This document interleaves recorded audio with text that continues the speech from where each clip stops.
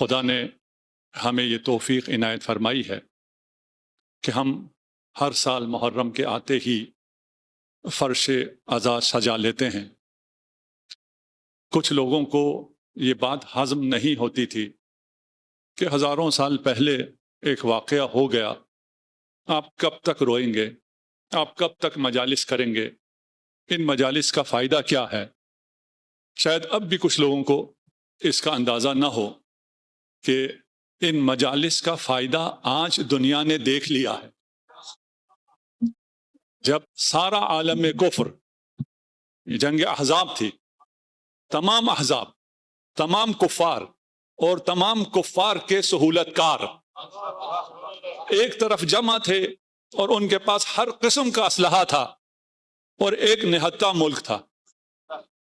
अगर उसने शिकस्त दी जंग में तो करबला की वजह से, अगर उसने शिकस्त दी मुज़ाकरात में तो भी करबला की वजह से।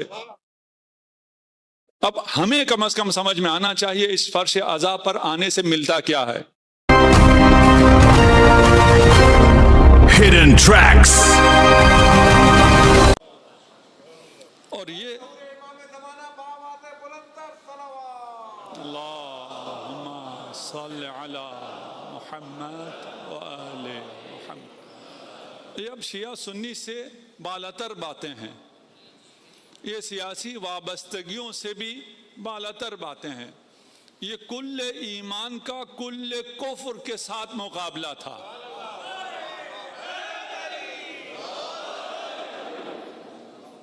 अलबत्ता कुल्ले ईमान के मानने वालों का ये तस्हीह ज़रूरी है। इस एतबार से कुल्ले ईमान, इसलिए कुल्ले ईमान के मानने वाले थे और इस जंग में इस बात को साबित किया कि जो मोमिन होता है वो मौत के डर से फरार नहीं करता है। अगरचे फरार करने वालों को भी मौत आ जाती है, शायद उन्हें जल्दी आ जाती है। तो इस अशरे में जिस मौजू पे हम बात करने जा रहे हैं वो इंतहाई आसान भी है और बहुत मुश्किल भी। समझना आसान है, उस पे अमल पैरा होना मुश्किल है।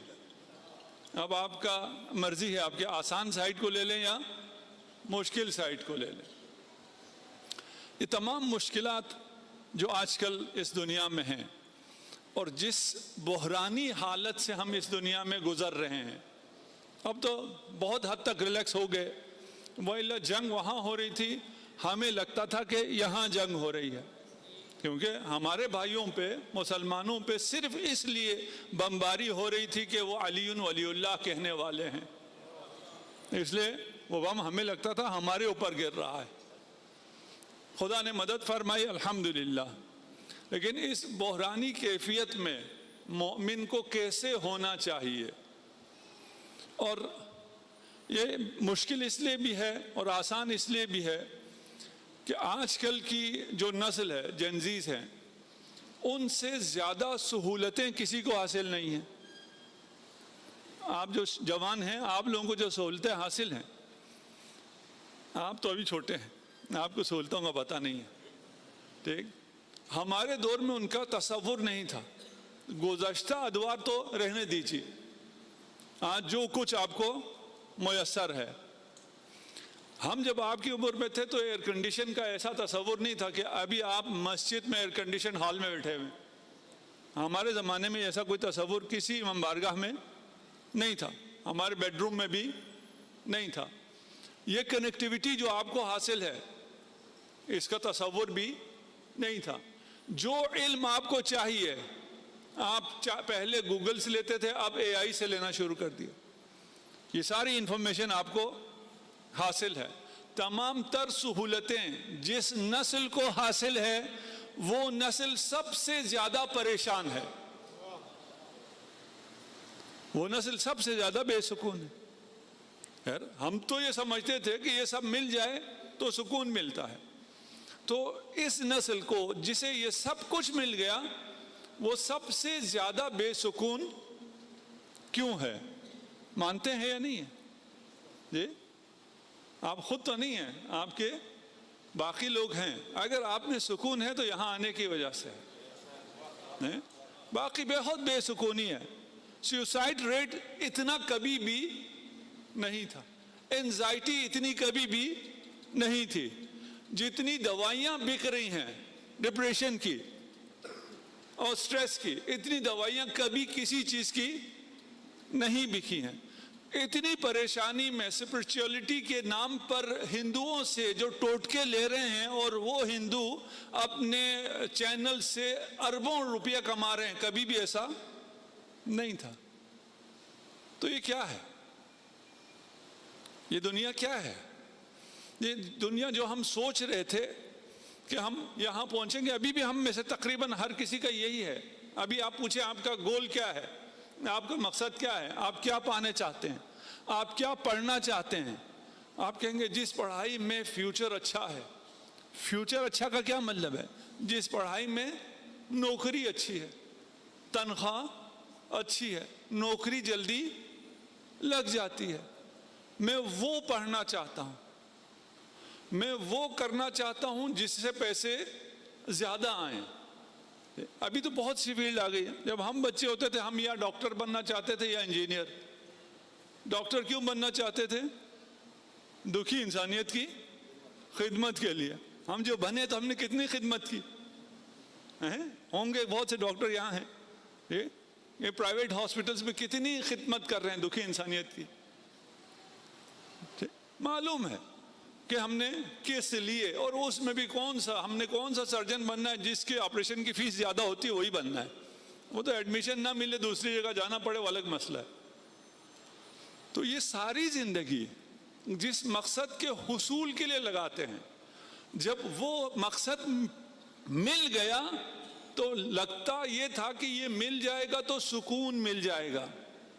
وہاں پہنچنے کے بعد پتہ چلا یہاں تو سکون نہیں ہے. پھر کس چیز کے پیچھے جا رہے؟ اب مسئلہ یہ ہے کہ ایک بیڑ چال ہے, پتہ چل گیا ہے کہ اس کے بعد سکون نہیں ہے, لیکن سب نے جانا اسی جگہ ہے جہاں پر سکون نہیں. جہاں سکون نہیں ہے جانا بھی وہی ہے. اس کی وجہ کیا ہے؟ اس لیے ایک ہے علم, ایک ہے یقین. علم کو بہت افضلیت, بہت شرافت حاصل ہے, اس میں بہت احادیث بھی بہت ہیں, اور ہمارا فخر بھی یہی ہے کہ ہم باب علم سے متمسک ہیں. علم ہے جاننا, یقین علم سے بڑھ کر ہے, علم سے آگے ہے. لیکن اگر آپ کو کسی چیز کا علم ہو تو آپ وہ چیز کریں گے, یا اس چیز سے بچنے کا علم ہو تو آپ بچیں گے نہیں. آپ کو علم ہے, خدا دیکھ رہا ہے, ہم میں سب کو علم ہے نا, خدا دیکھ رہا ہے, اس کے باوجود گناہ کبھی کبھار کر لیتے ہیں. بھئی علم ہے یا نہیں؟ علم ہے. اگر علم ہے تو گناہ کیوں؟ گناہ سے روکنے کے لیے علم کافی نہیں ہے. کچھ لوگوں کو علم روک دیتا ہے. علم کیوں روکتا ہے ابھی یہ دور پہ پہنچتے ہیں. یقین اگر ہو تو وہ یقین اگر آیا ہمیں گناہ سے روکتا ہے. جی یقین, کچھ گردنیں ہل رہی ہیں کہ یقین ہمیں گناہ سے روکتا ہے. شیطان کو یقین تھا یا نہیں تھا؟ شیطان کو ہر چیز کا یقین تھا. کوئی ایسی چیز ہے ہی نہیں جس کو شیطان کا یقین نہ ہو. نہ علم روکتا ہے اور نہ ہی یقین. وَجَحَدُوا بِهَا وَاسْتَيْقَنَتْهَا أَنفُسَهُمْ. انہوں نے انکار کیا. انکار کرنے والے بہت ہیں, ہر چیز کا انکار کرنے والے. آیات الہی کا انکار کیا, یہ آیت تو آیات الہی کے لیے کری. انہوں نے انکار کیا جبکہ ان کے دل مطمئن تھے اور انہیں یقین حاصل تھا. اکثر کہتے ہیں نا کہ اگر غدیر میں علی کی ولایت کا اعلان ہو گیا ہو تو انکار کیسے کر سکتے ہیں؟ وَجَحَدُوا, انکار کیا. رسول سے سنا بھی تھا, اس پہ یقین بھی تھا. کیوں؟ ظلمن و علوا. میں جب بھی اس قسم کی آیت پڑھتا ہوں میں دوسروں کے لیے نہیں پڑھتا, میں اپنے لیے پڑھتا ہوں. مجھے سب سے پہلے اپنے سے کام ہے. آپ اسے خود غرض کہیں جو مرضی کہیں, میں کہتا ہوں خدا نہ کرے کہ میں ان میں سے ہوں. اپنے آپ کو تو سیکیور کرو نا پہلے, دوسروں کی باری بعد میں آئے گی. یقین, علم اور یقین ہونے کے باوجود کیوں انکار کرتے ہیں؟ ظلم کرتے ہیں اور انہیں غرور ہوتا ہے, ان کا تکبر. رسول کا جنہوں نے انکار کیا, جانتے تھے, علم تھا, یقین تھا, اس کے باوجود رسول کا انکار کیوں کیا؟ یہ عبداللہ کا یتیم کیوں رسول ہو گیا؟ اگر کوئی سردار رسول ہوتا تو ہم مان لیتے, سیرت میں موجود ہے نا, میں صرف اشارے کر رہا ہوں. علم تھا, یقین تھا, امامت کا کیوں انکار کیا؟ ہمیں یہ برداشت نہیں ہے کہ رسالت اور امامت دونوں بنی ہاشم میں جمع ہو جائے. وہ ان کا علو تھا, ان کا غرور تھا, ہمارا غرور اور جگہوں پہ ہوتا ہے. ہمیں غرور ہوتا ہے میں اس مولوی سے پوچھوں, میں فلاں رینک کا آفیسر, اس مولوی سے پوچھوں. نہیں پوچھو گے تو کہاں جاؤ گے؟ آپ جس مرضی رینک کے آفیسر ہیں. آج کل ایک اور چیز اور چلی ہوئی ہے, بڑا فیشن چلا ہوا ہے, میں صرف مسلمان ہوں. آپ میں بھی ہیں کوئی جو صرف مسلمان ہیں, وہ فخر بھی کرتے ہیں, قرآن نہیں پڑھتے. قل لم تؤمنوا, کہو ایمان نہیں لائے ہو, ولیکن قولوا اسلمنا, کہو ہم تو صرف مسلمان ہیں. مسلمان ہونا انٹری لیول ہے. کو صرف ہم داخل ہوئے ہیں, صرف کلمہ پڑھا ہے, صرف لا الہ الا اللہ کہا ہے, مسلمانوں میں شامل ہو. وہ نہ کہو کہ ہم مومن ہیں, ہم ایمان لائے ہیں. ایمان ابھی تمہارے دلوں میں داخل ہوا ہی نہیں ہے. صلوات پڑھ دیجئے محمد و آل محمد.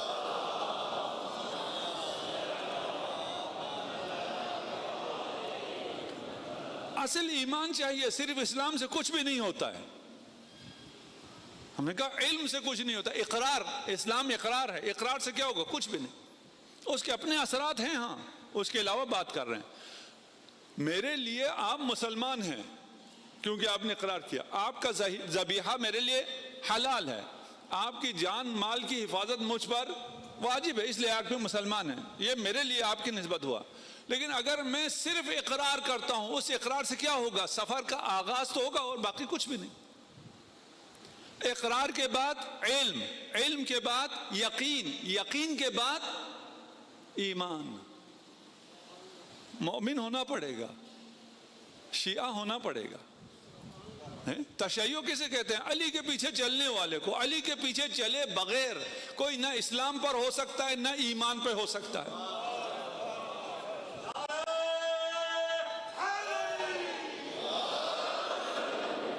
ایمان کیا ہے؟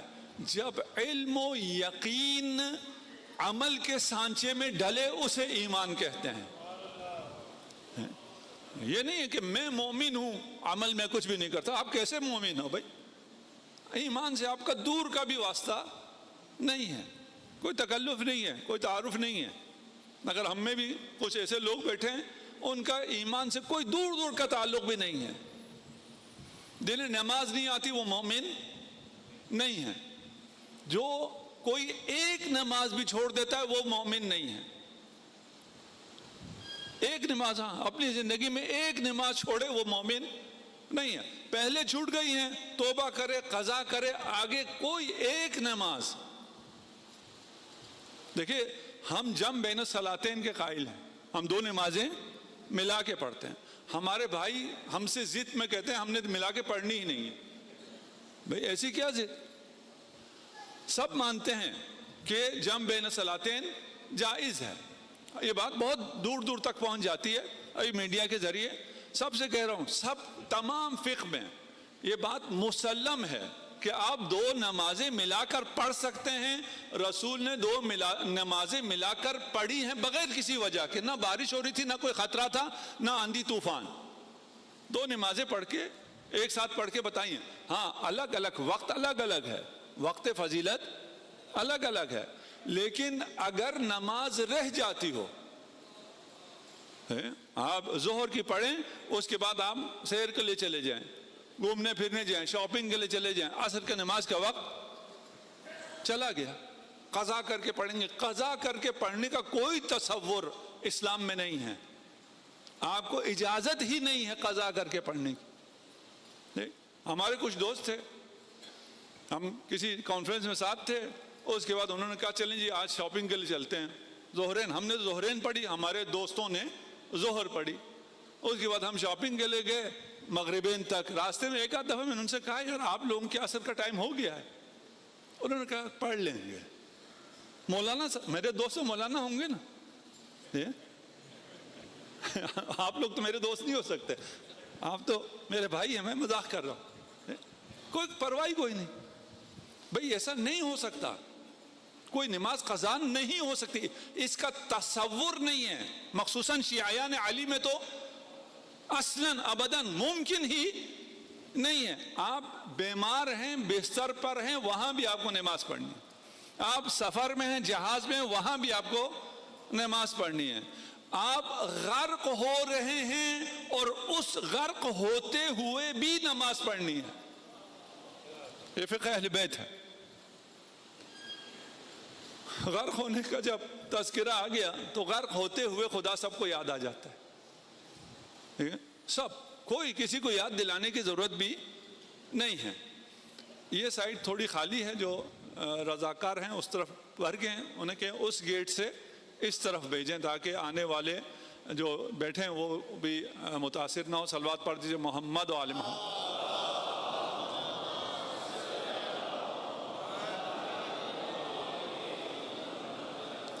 اچھا، ہم اس عشرے میں کوشش کریں گے اگر کر سکے. ہم نے رب پر گفتگو کرنی ہے، ربوبیت پر. ایک مولانا کل آئے تھے، کہا آپ کے عشرے کا موضوع کیا ہے؟ میں نے کہا رب. اس پہ کون عشرہ پڑھ سکتا ہے؟ اس میں کیا ہے؟ سب کچھ تو رب میں ہے. میں نے کہا رب کے عنوان سے نہیں پڑھ رہا، اپنے حساب سے پڑھ رہا ہوں. ہمیں رب سے کیا حاصل ہو سکتا ہے؟ رب کیا ہے یہ میرے بس کی بات بھی نہیں ہے ادھر دیکھ سکوں. ہمارے مشکلات کا حل رب کو ماننے میں ہے، رب کو سمجھنے میں ہے. اور یہ ہم سب کو پتا ہے. ہم سب سے مراد ہر انسان کو پتا ہے. کوئی انسان اس روئے زمین پہ نہیں ہے جسے اس بات کا علم نہ ہو کہ اس کی تمام مشکلات کا حل رب میں ہے. اور رب صرف خدا ہے. اس پہ کبھی آئیں گے اور وقت ملا تو بات کریں گے کہ رب صرف خدا ہے، کوئی اور رب ہو ہی نہیں سکتا. ائمہ نے جس بات کی تاکید کی ہے، یہ تاکید کی ہے کہ ہمیں ربوبیت سے نیچے رکھو، ہمیں رب نہ کہو، اس سے نیچے رکھو. اس کے بعد جو کچھ کہہ سکتے ہو، تم نے جو کچھ کہا، جتنا بھی آپ بلند کریں وہ کم کہا ہے.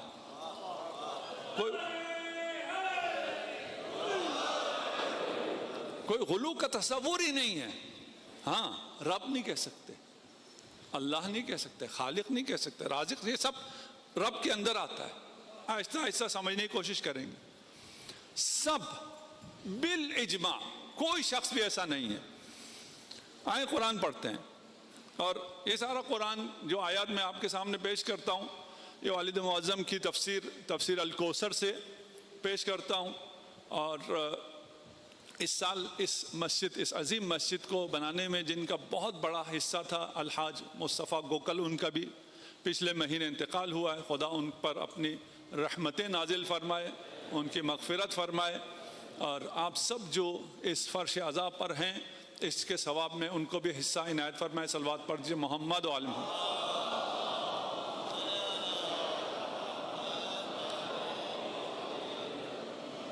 تو تفسیر کی جو خوبیاں ہیں وہ والد معظم کی طرف سے اگر کوئی خطا وغیرہ ہوتی ہے تو وہ میری طرف سے هو الذی یسیرکم فی البر والبحر، خدا وہ ہے جو آپ کو سیر کراتا ہے بر خشکی، بحر دریا سمندر. آپ خشکی پہ چلیں یا بحر میں چلیں، آپ نہیں چل رہے ہوتے، وہ چلا رہا ہوتا ہے. اور رب، ہم اگر آہستہ آہستہ سمجھنے کی کوشش کریں گے رب کو. اچھا ایک بات اور میں کہہ دوں، جو آج آئیں کل نہ آئیں ان کا میں ذمہ دار نہیں ہوں. اس بحث میں بہت سے سوالات آپ کے ذہنوں میں اٹھیں گے، اور آج کی مجلس میں ان سب سوالات کے جواب نہیں ملیں گے. سوال کو اپنی جگہ رکھ کر محفوظ اس کو سیو کریں کسی کونے میں اور آگے سنتے چلے جائیں. ان تمام سوالات کے جواب آہستہ آہستہ آتے چلے جائیں گے. اگر عشرے کے بعد بھی کوئی سوال رہا اور آپ کا سوال رہ گیا تو ہم حاضر ہیں. هو الذی یسیرکم فی البر والبحر، آپ کو چلانے والا وہ ہے، آپ کا رب وہ ہے، آپ کو پالنے والا وہ ہے، آپ کو ہدایت دینے والا وہ ہے، آپ کی تربیت کرنے والا وہ ہے، آپ کی حفاظت کرنے والا وہ ہے، آپ کا رازق وہ ہے، آپ کا خالق وہ ہے. آپ کیا ہو؟ کچھ بھی نہیں. اگر آپ کی بچوں کے لیے، تاکہ ان کو سمجھانے کے لیے مثال غلط ہے، آپ ایک کیریکٹر ہے آپ کا اور وہ آپ کا ڈائریکٹر ہے. آپ نے وہ کیریکٹر کرنا ہے جو ڈائریکٹر نے لکھا ہے. اگر آپ کسی فلم میں ہو تو ہر کسی کو کون سا کیریکٹر چاہیے؟ ہیرو کا. اب اس سے آگے میں ممبر بھی نہیں کہہ سکتا کیوں آپ کو ہیرو کا کیریکٹر چاہیے. اور اگر آپ کو کہیں جناب علی آپ دربان بن جائیں، نیزہ لے کے کھڑے ہو جائیں، آپ کہیں گے یہ کیریکٹر مجھے نہیں چاہیے. کوئی غریب ہوگا اس کو کہیں گے 4 پیسے ملتے ہیں وہ کھڑا ہو جائے گا. یہ جو اب فلم کہنا غلط ہے، میں نے پہلے کہا یہ میری مثالیں ساری غلط ہیں، لیکن جوانوں کو سمجھانے کے لیے تاکہ ان کو نزدیک لاؤں. اگر کوئی بعد میں اس پہ اعتراض کریں یہ مثال غلط ہے، میں پہلے کہہ رہا ہوں یہ مثال غلط ہے. اس فلم میں، آپ کی زندگی کی فلم میں، خدا نے آپ کو جو کیریکٹر دیا ہے وہ کم سے کم ہی کیوں نہ ہو، اس کو اگر آپ اچھی طرح انجام دیں تو وہ ہیرو کے کیریکٹر سے بھی زیادہ قیمتی ہو جاتا ہے. یہاں اس میں دیکھیں خدا کیسا ڈائریکٹر ہے. ضربت علی یوم الخندق افضل من عبادت الثقلین. اب اس میں کتنا زور لگا ہوگا علی کا؟ بہت زور لگا ہے. کوئی زور تو لگا ہی نہیں. علی صرف ایک ہی وار کرتے تھے، دوسرا وار کرنے کی ضرورت ہی نہیں پڑتی تھی.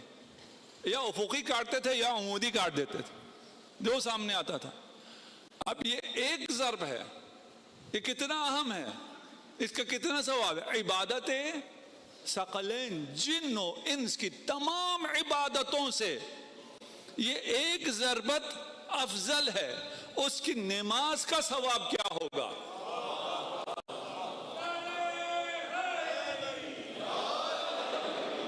اس کے روزے کا، اس کے صدقہ دینے کا، اس کے رسول کی نصرت کا، رسول کی حفاظت کا اندازہ لگاتے چلے جائیں. پھر کیا کوئی کیسے کہہ سکتا ہے علی کا کسی اور سے مقایسہ کیا ہے؟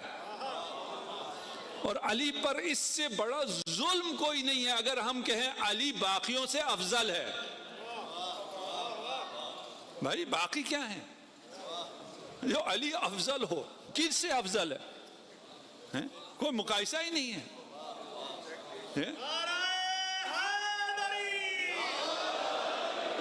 علی کے ایک ضربت کا ثقلین کی عبادت برابری نہیں کر سکتے.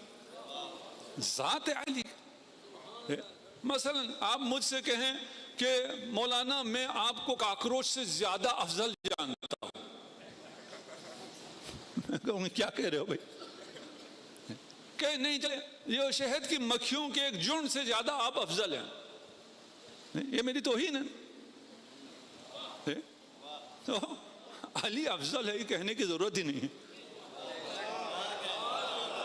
یہ ثابت کرنے کی ضرورت ہی نہیں ہے.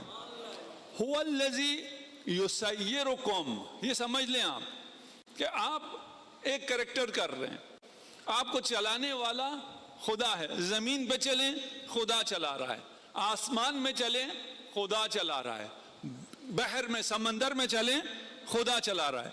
हत्ता इज़ा कुंतुम फिल फुल्क, अब आयत आपको ले आई है कि आपने मिलियनेयर आप हो गए हैं, जवानों से कह रहा हूं, आप लोग हो गए मिलियनेयर, आपने सुपर यार्ड खरीदी और उस यार्ड में आप अब समंदर पे ऐश कर रहे हैं, जा रहे हैं, आप फुल्क में जा रहे हैं। वजरीन बिहिम बिरीहिन तय्यबा, ठंडी ठंडी नसीम बहारी आ रही है। आपने तिलावत ही लगाई होगी यार्ड में ना, कोई म्यूजिक सीधी तो नहीं लगाया होगा, ठीक, मजे कर रहे हैं। वफरिहू बिहा, आप खुश एंजॉय कर रहे हैं लग्जरियस जिंदगी। जाअतहा रीहुन आसिफ, अचानक एक तेजदार हवा का थपेड़ा आया। वजाअहुम मौजू मिन कुल्ली मकान, और हर तरफ से मौज बुलंद होना शुरू हो गई। वज़न्नु अन्नहुम उहीत बिहिम, इसे ये गुमान हुआ कि अब मौजों ने मुझे घेर लिया, अब ये जो जेट इंजन लगा हुआ है ये भी मुझे बचा नहीं सकता। दअवल्लाह मुखलिसीन लहुद्दीन, अब ये आप नहीं है, वो मिलियनेयर काफिर एथिस्ट, वो भी अगर समंदर में है और समंदर में मौजों ने उसे घेर लिया है तो वो खुदा की तरफ मुतवज्जे होगा, सिर्फ दुआ नहीं करेगा, मुखलिसीन लहुद्दीन, दीनदार भी हो जाएगा, दीन का भी उसको पता चल जाएगा, इखलास भी उसको पता चल जाएगा, इखलास की बुलंद तरीन रुतबे पे आके खुदा को पुकारेगा। रब को सब जानते हैं, रब की मारिफत सबको है। ये जो हमें ख्याल आता है कि अगर हम मुश्किलात में हों तो हमें रब की ज़रूरत है, अगर अपना कोई सर्जरी आ गई या अपने अजीज़ों की, वालिद की, वालिदैन की किसी की सर्जरी आ गई, या हार्ट अटैक आ गया, या वो हॉस्पिटल में एडमिट हैं, या वो वेंटिलेटर पे हैं, तब कौन याद आता है? फिर अल्लाह याद आता नहीं आता, फिर दुआएं करते नहीं करते।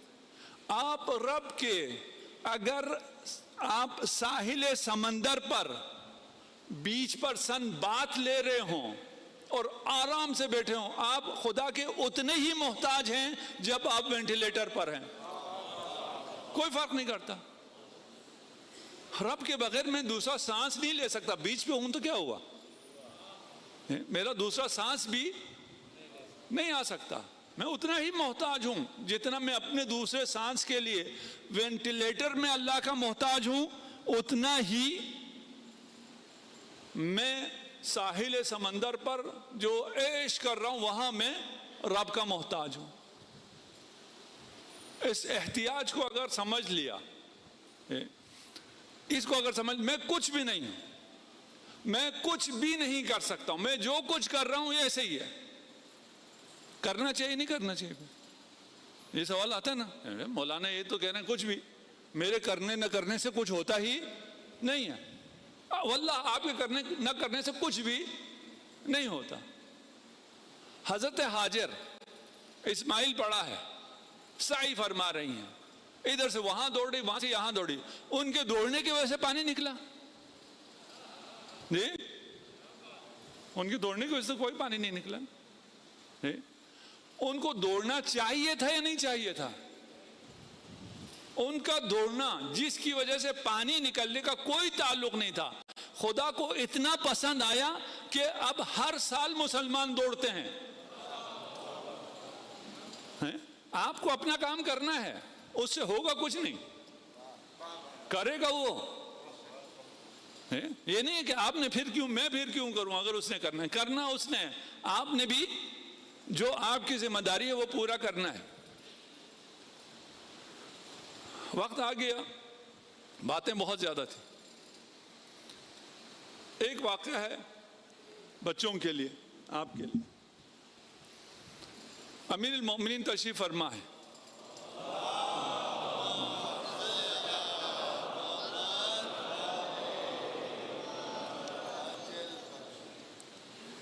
इमाम भी साथ बैठे हैं। एक سائل آیا, اس نے سوال کیا. امام نے امام حسن مجتبیٰ سے فرمایا گھر جاؤ, گھر میں 6 درہم پڑے ہیں, 1 درہم اٹھا لاؤ. امام گئے اور واپس آ کے پیغام آیا کہ وہ 6 درہم آٹا خریدنے کے لیے ہیں. گھر میں آٹا نہیں ہے, جیسے آپ بجٹنگ کرتے ہیں, وہ آٹے کا بجٹ ہے, اس لیے گھر میں اور کوئی چیز نہیں ہے. اچھا, آپ کو کوئی ایسا جواب آئے کہ آپ گھر میں بیگم سے کہیں پیسے دے دو, وہ کہیں یہ تو بچے کے اسکول کی فیس ہے, تو آپ کیا کریں گے؟ جی مان جائیں گے؟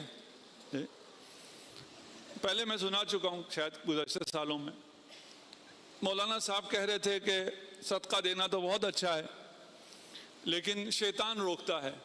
مجھے کہاں شیطان روکے گا؟ گھر گیا, میں ابھی صدقہ دیتا ہوں, بکری میں صدقے میں دوں گا.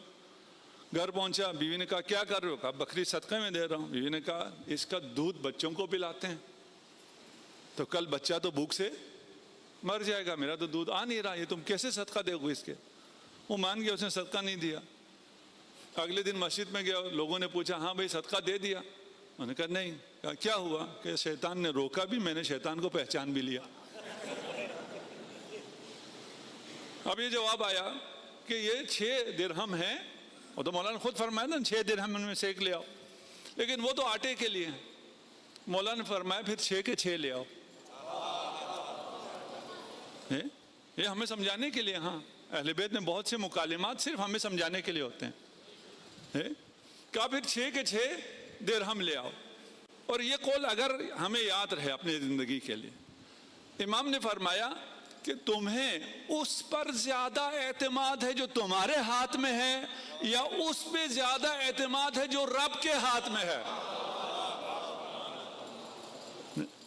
میری زندگی کے تو سارے مشکلات حل کر دیے. میں خود غرض ہوں نا, میں اپنے سوچتا ہوں. جو خدا کے ہاتھ میں اس پہ اعتماد نہیں ہے, جو تمہارے ہاتھ میں اس پہ اعتماد ہے کہ اس سے میں نے آٹا خریدنا ہے, ہم اس سے آٹا خریدنا ہے جو رب کے پاس ہے. میرے آٹا خریدنے کا انتظام رب کرے گا. ابھی میرے ذمے تھا, جب میں صدقہ دے دوں گا تو رب کے ذمے. جب میں ابھی میرے ذمے کہہ رہا ہوں, یہ بھی تسامح ہے. ہاں میں ہوں کیا, یہ درہم کیا ہے؟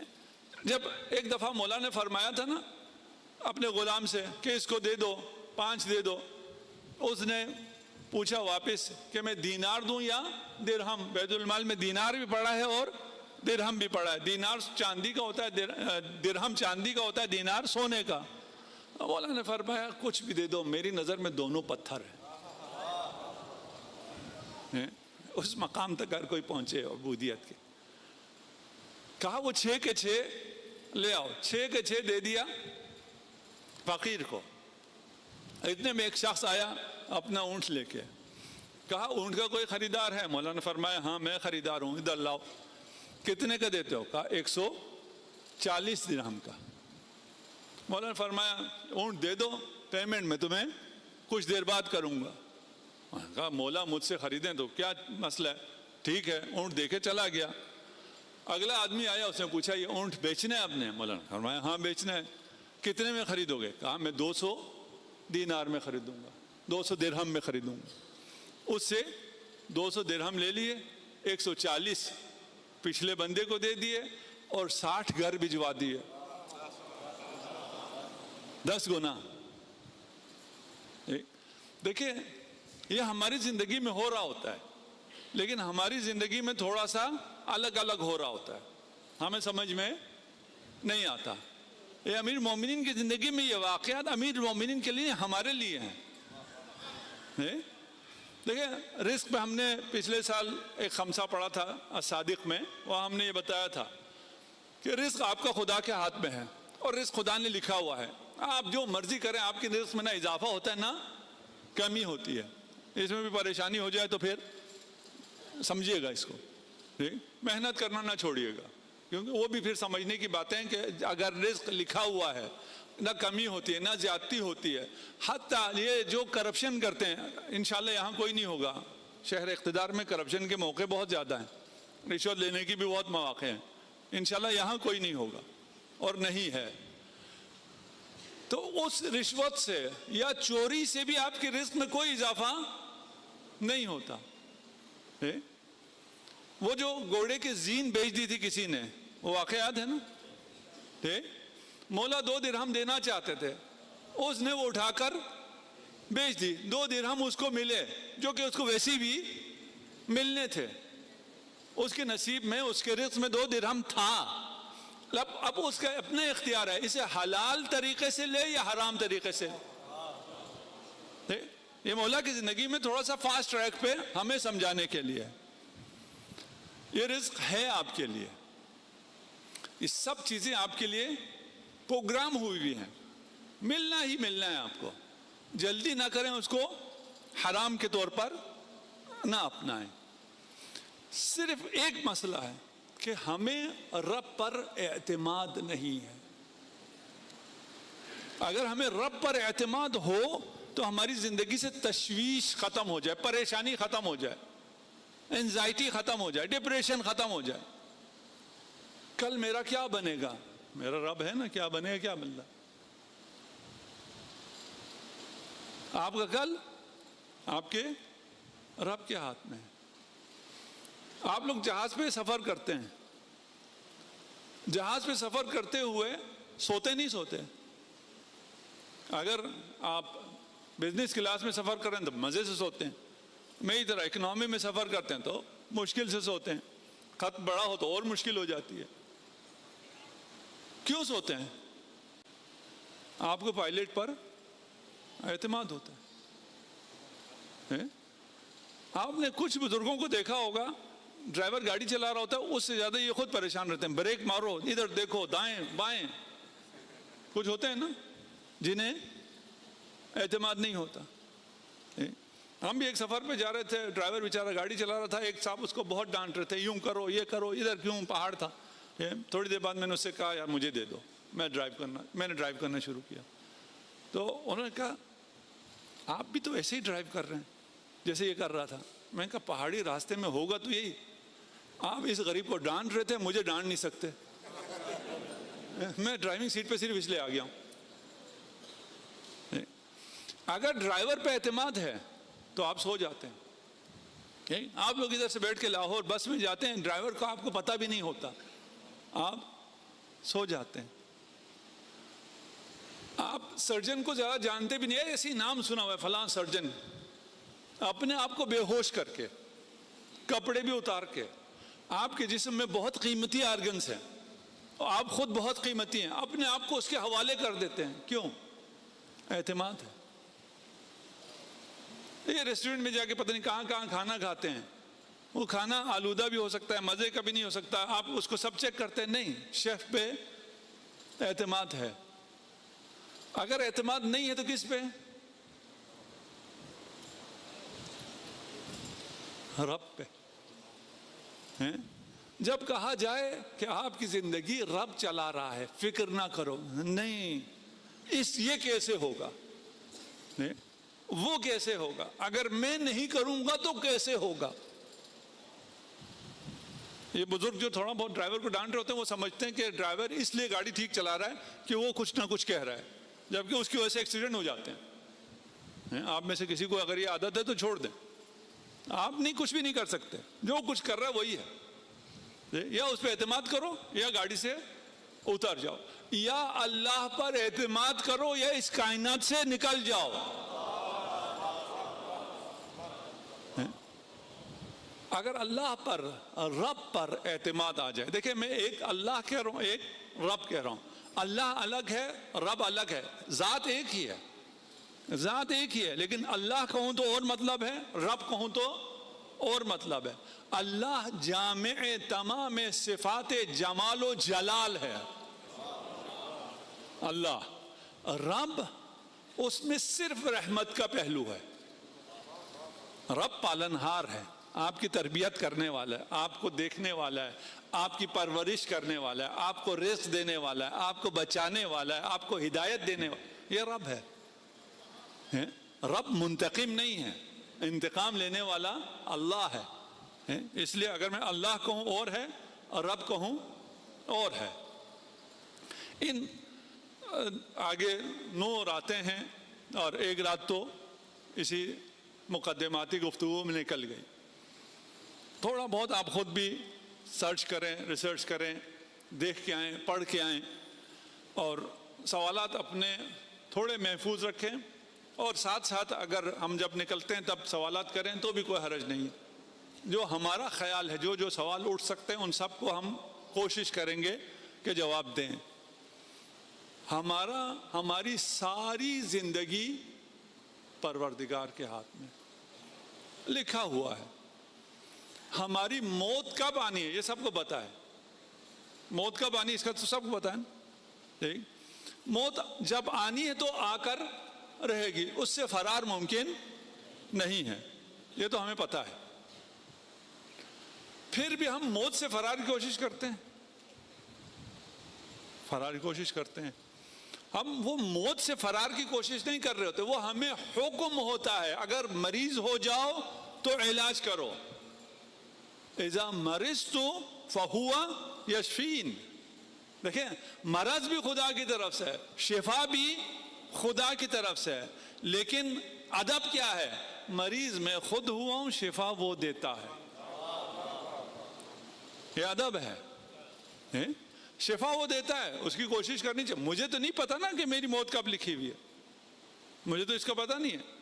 حضرت سلیمان بیٹھے ہوئے تھے، ایک شخص آیا، بہت خوبرو، بہت خوبصورت.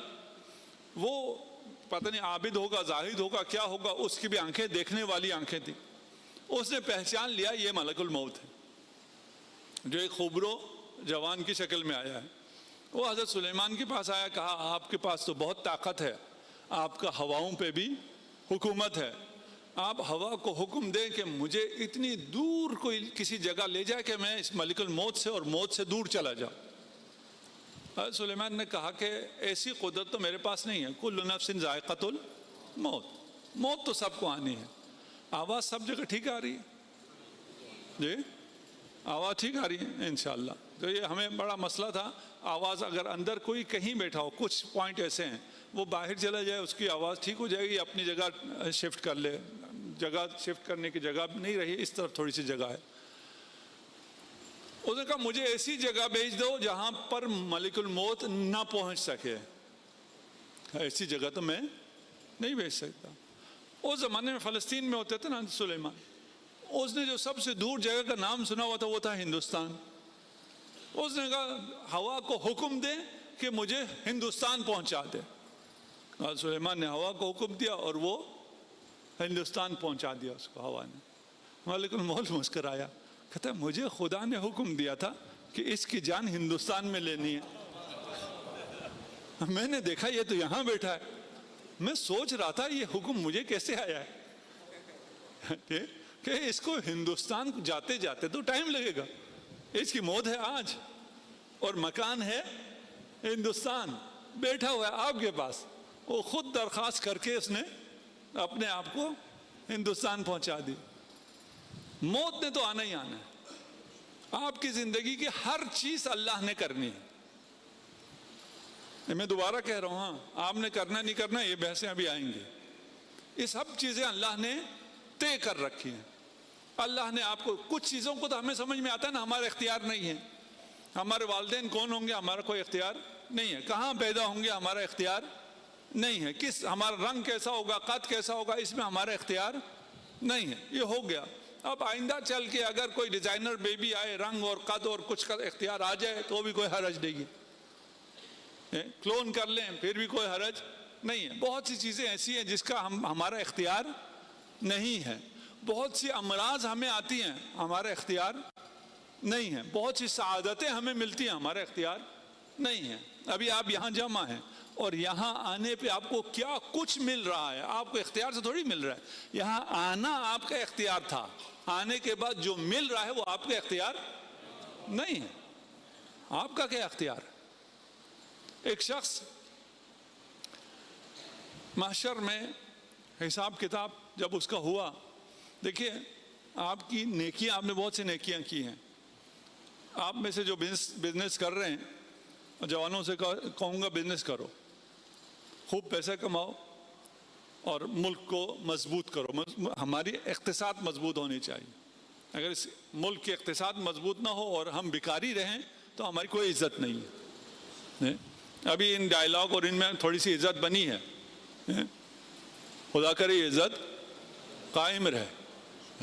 اور آپ لوگ پیسے بناؤ. آپ نے اگر پیسے بنا لیا, ایک مرحلہ ہوتا ہے پیسے بنانا, دوسرا مرحلہ کیا ہوتا ہے اس کو محفوظ بھی رکھنا, لوٹ نہ جائے, ختم نہ ہو جائے. نیکیاں بنانا مشکل نہیں ہے, آسان ہے. ان نیکیوں کو محفوظ رکھنا اتنا آسان نہیں ہے. آپ یہاں آئے, آپ کو نیکی ملی, اس نیکی کو کل آپ نے آفس میں, بازار میں قائم رکھا یا ختم کر دیا. وہ شخص تھا, اس نے جب حساب کتاب دیکھا کوئی نیکی باقی نہیں ہے. فرشتے نے کہا اس کو جہنم لے جا. جہنم کی طرف لے جایا جا رہا تھا. اس نے کہا آواز لگاؤ, کوئی تمہاری مدد کو آئے گا. اس نے آواز لگائی, کوئی مدد کو بھی نہیں آیا. وہ جہنم کی طرف جا رہے. رسول خدا نے ایک خاک ام سلمہ کے حوالے کیا تھا اور فرمایا تھا ام سلمہ جب یہ خاک خون میں تبدیل ہو جائے سمجھ لینا میرا حسین مارا گیا. حسین نے فرمایا اماں آپ تو جاتی ہیں, شاء اللہ یرانی قتیلہ, اللہ چاہتا ہے میں جام شہادت نوش فرماؤں. کہا پھر بیویوں کو کیوں لے کے جا رہے ہو؟ کہا شاء اللہ یراہن سبایا, اللہ کی مشیت ہے مخدرات عصمت اسیر کیے جائے. اجرکم علی اللہ. اب ماں کے لیے کتنا سخت ہے, بیٹا چلا گیا, ہر روز شیشی کی طرف نگاہ کرتی ہیں, جانتی ہیں مشیت خداوندی ہے, شہادت ہونی ہے, لیکن پھر بھی دست میں دعا ہوتی ہیں, مصلی پہ عبادت کرتی ہیں, خدایا میرے حسین کی حفاظت فرما. ایک دن جب آرام فرما رہی تھی خواب میں دیکھا رسول خدا پریشان حال ہے, زلف بکھرے ہوئے ہیں, محاسن میں مٹی ہے. پوچھا یا رسول اللہ کبھی اس حالت میں آپ کو نہ دیکھا. فرمایا کربلا سے آ رہا ہوں, حسین کربلا میں اجرکم علی اللہ. جب ام سلمہ بیدار ہوئی دیکھا خاک خون میں تبدیل ہو گیا. یہ رسول کا انتظام تھا. آج جب کربلا میں حسین شہید ہو اسی وقت مدینے میں عزاداری ہو. ام سلمہ